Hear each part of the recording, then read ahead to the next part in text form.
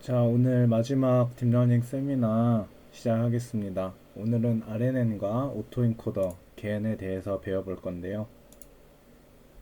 바로 저번 시간에 배웠던 CNN은 시계열 데이터, 즉 시간이 중요한 데이터는 다루지 못하는 단점이 있어요. 그래서 나온 것이 RNN, Recurrent Neural Network라는 건데요. RNN은 시간에 대한, 그러니까 이제 시계열 데이터에 있어서 특화된 네트워크입니다.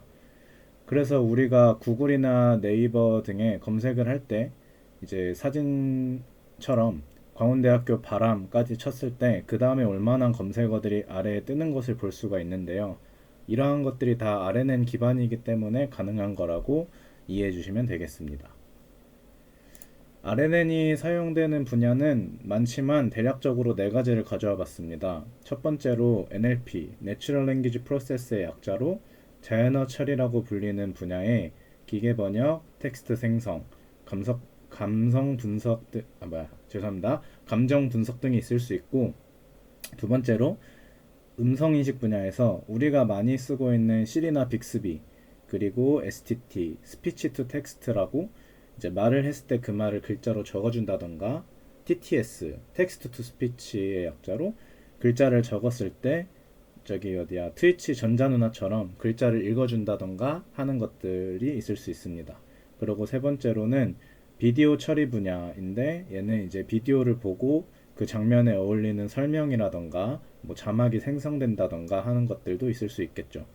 그리고 마지막으로 시계열 데이터 분석, 여기서는 뭐 주가 예측이나 기상 예측 등도 RNN으로 사용이 가능합니다. 그래서 RNN은 시간의 순서가 중요하고 순환 구조를 가지고 있다는 특징이 있는데요. 이제 그림과 같이 이전의 값이 다음 값으로 전달되어 사용되고 다시 또 그 다음 값으로 사용되는 이런 순환하는 구조를 갖고 있습니다. 전통적인 RNN은 이 순환되는 구조의 하이퍼블릭 탄젠트가 주로 사용이 되었습니다. 그래서 그 하이퍼블릭 탄젠트가 사용된 바닐라 RNN이라는 거를 간략하게 소개를 해드리고 넘어가겠습니다. 이제 예를 들어서 헬로라는 글자가 있다라고 볼게요. HELLO에서 이제 HELL까지가 입력으로 주어졌을 때 O가 출력으로 나와야 하는 상황을 상정한 이제 그림들입니다. 그래서 왼쪽 중간 그림을 보면 정수 인코딩을 한다고 했을 때 이제 저번 시간에 원하드 인코딩 설명하면서 얘기했던 것처럼 컴퓨터는 높은 숫자를 더 중요하게 생각을 하기 때문에 이제 왼쪽 아래 그림과 같이 원하드 인코딩을 우리는 사용을 여기서 또 할 거다라고 이제 생각을 하시면 될 것 같고, 추가로 이렇게 여담이지만 글자 하나씩을 받아서 진행하는 모델을 캐릭터 레벨 랭귀지 모델이라고 부릅니다. 어쨌든 이제 첫 번째 입력은 이전 상태가 존재하지 않죠. 이렇게 첫 번째 입력은 이전 상태가 존재하지 않기 때문에 이제 위에 바닐라 RNN의 이러한 수식들을 통해서 나온 결과값이 뭐 뭐야 1.0, 0.3, 그리고 0.1, 이게 또 다음 상태로 전달이 되고 이게 또 그 다음 상태로 전달이 되는 이러한 과정이 반복되게 되는데요. 이제 이런 네트워크에서 우리가 항상 얘기했던 그 웨이트, 가중치들이 어떻게 조정을 할까요? 이제 그 웨이트들은 이렇게 아웃풋 레이어에서 나온 이 결과값이 예측값이 제일 높은 값이 지금은 어, 숫자 제일 큰 걸 보시면 돼요. 네 번째, 네 번째, 세 번째, 네 번째예요. 이게 위에서부터 헬로에서 글자가 HELO가 있잖아요. 그래서 HELO에 해당하는 부분이라고 생각하면 될 것 같아요.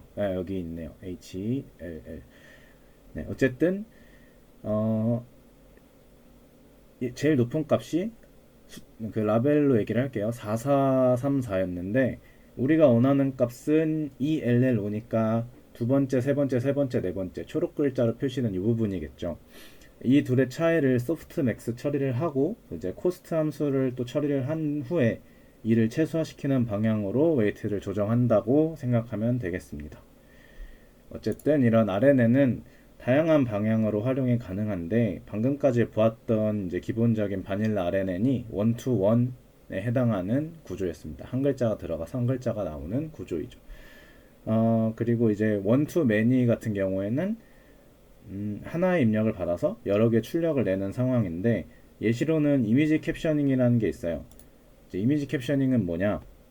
그림을 보고 그림에 대한 상황을 글자로 표현하는 그러한 모델인데, 어, 이제 뭐 예를 들어서 요 그림을 보면 Man in black shirt is playing guitar 뭐 이런 식으로 그림에 대한 설명이 나오는 거 하나가 들어갔을 때 여러 글자가 나오는 원투맨이 해당하는 모델입니다.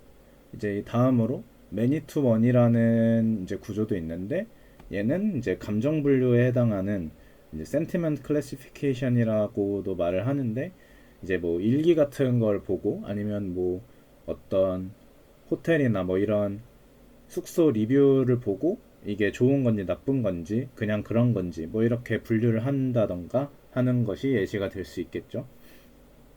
그 다음에 many to many는 두 가지 종류가 이렇게 나뉘는데, 음, 첫 번째 구조 예시는 이제 뭐 기계 번역이 될 수 있을 것 같아요. 이제 파파고처럼 영어 문장을 넣었을 때 한 번에 이렇게 딱 넣었을 때 입력이 끝나면 한국말 문장이 딱 번역이 된다던가 하는 게 있고, 이제 요 두 번째 매니 투 매니는 이제 뭐 영상 데이터 등에서 프레임 단위로 해당 프레임에서 영상 자료가 무엇을 의미하는지 인식을 하고, 또 그 다음 프레임에서는 어떤 영상이 나오고 그 상황에서 영상이 무엇을 의미하는지 학습하는 뭐 이러한 방식이라고 생각하시면 될 것 같아요.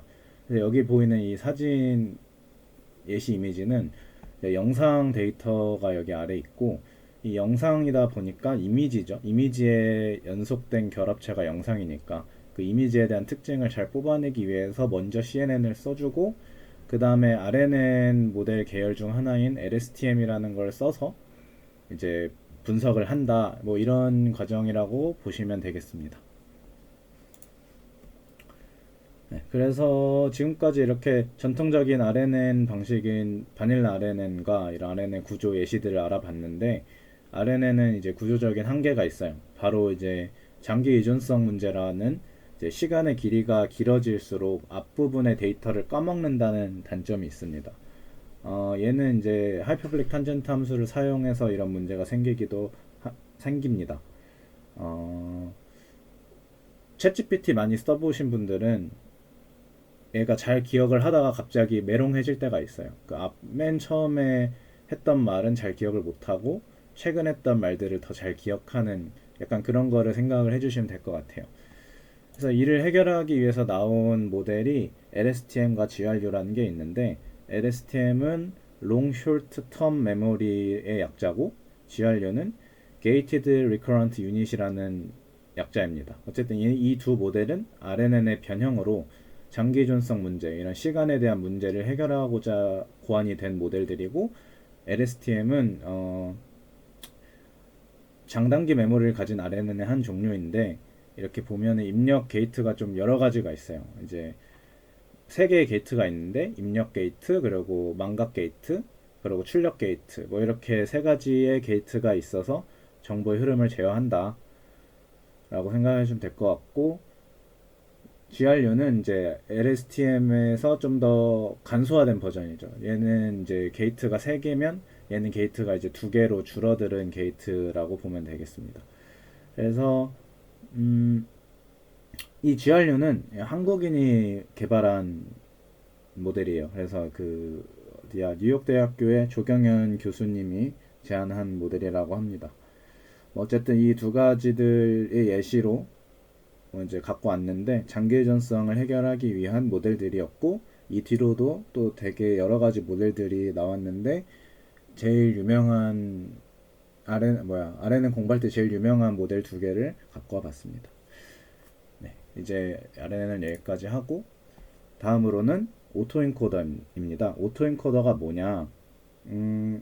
지금부터 배울 오토인코더랑 걔는 이제 다 비지도 학습 방법인데, 이제 오토인코더는 입력 데이터의 차원을 축소시켜서 이제 피처 벡터, 특성 벡터라고 하는 되게 엄청나게 축소된 하나의 벡터로 만들고, 이를 가지고 다시 앞부분에 축소한 과정의 정반대 과정을 거쳐서 복원하는 이런 작업이라고 생각하면 될 것 같은데요.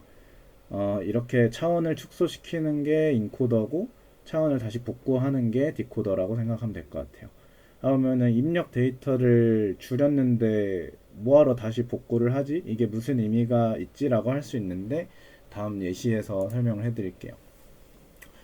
지금 보는 이 사진은 제가 3학년 2학기 때 작품으로 이제 웹툰 검색 엔진을 구현을 할 때 만들었는데 그때 사용했던 오토인코더의 200의 폭 학습 후의 결과 이미지입니다.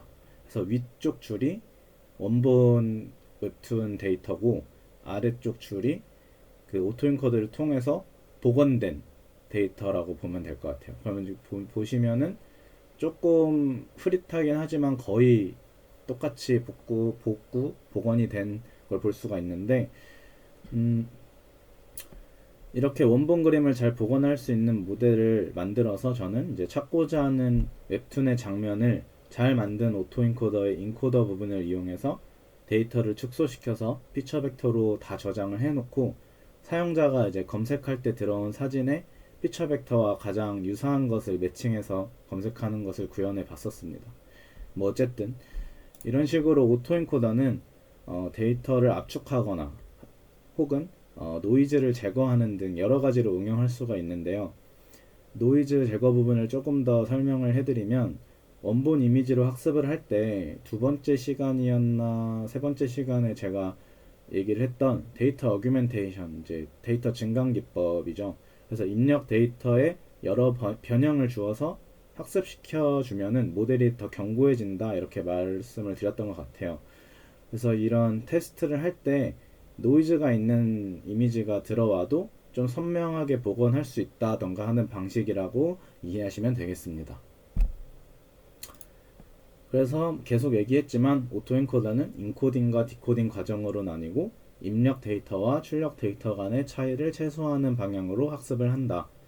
이제 이미지 데이터만 사용하는 것이 아니라 다른 형식의 데이터도 사용할 수 있는데 저는 이제 이미지 쪽을 많이 이제 했던 사람이라서 이미지의 예시를 가져온 거고, 제가 작년에 이 작품을 했었을 때는 MSE 손실함수를 사용했던 기억이 나네요.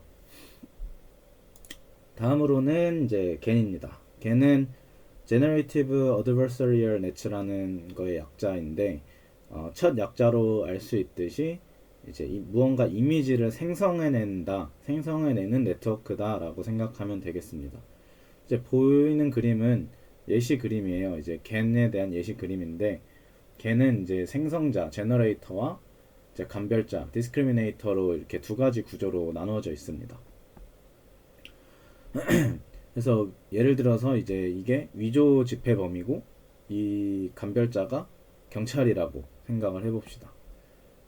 위조 지폐범은 진짜 같은 지폐를 만들어야 하는 거가 목표가 될 거고, 감별자인 경찰은 이 지폐가 위조 지폐인지 진짜인지 잘 판단해가지고 위조 지폐를 거르는 게 목표가 되겠죠.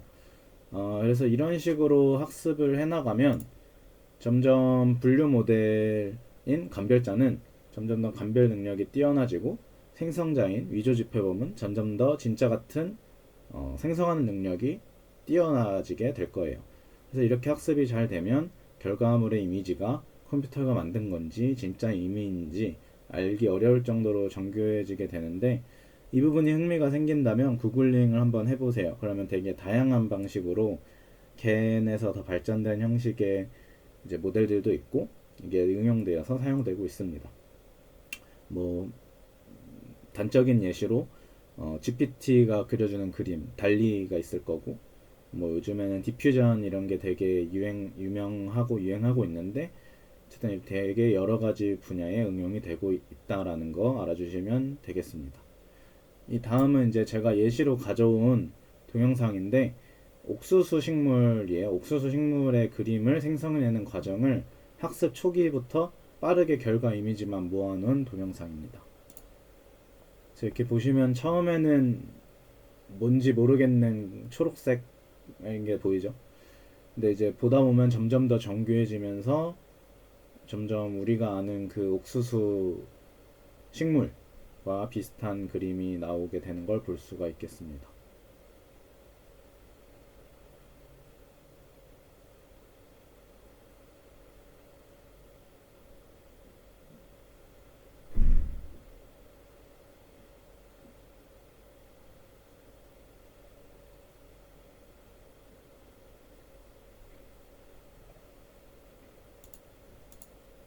좀 넘기다 보면은 확 정교해지는 부분이 보일 텐데, 네, 뭐 이런 식으로 이제 뭔가 좀 나오는 되게 다양한 예시 그림이나 동영상이 있는데 뭘 가져올지 고민하다가 일단 가져온 동영상입니다. 뭐 안경을 쓴 사람의 얼굴에 안경을 쓰지 않은 사람 얼굴을 이제 넣어서 안경 쓴 이미지를 만든다던가 되게 다양한 방식으로 응용이 될 수 있을 거예요. 자, 오늘은 다 CNN 저번 강의가 제일 중요하고 많은 내용을 다뤘던 강의였고, 이번 강의는 이제 간략하게 소개하는 강의였는데, 이렇게 5번째에 걸쳐서 딥러닝 세미나가 마무리가 되었습니다. 이제 굵직한 딥러닝의 모든 전반적인 개념들은 전부 다룬 것 같은데, 그동안 따라오느라 고생 많이 하셨고, 궁금한 부분은 언제든지 개인적으로 연락 주시면은 답장할 테니까 많이 물어보고 공부하시면 좋겠어요. 1학년이라 뭐 놀고 싶고 그럴 수 있을 텐데 바람에 들어오신 거는 잘하신 거라 생각합니다. 오늘 강의는 여기서 마치도록 하겠습니다. 고생하셨습니다.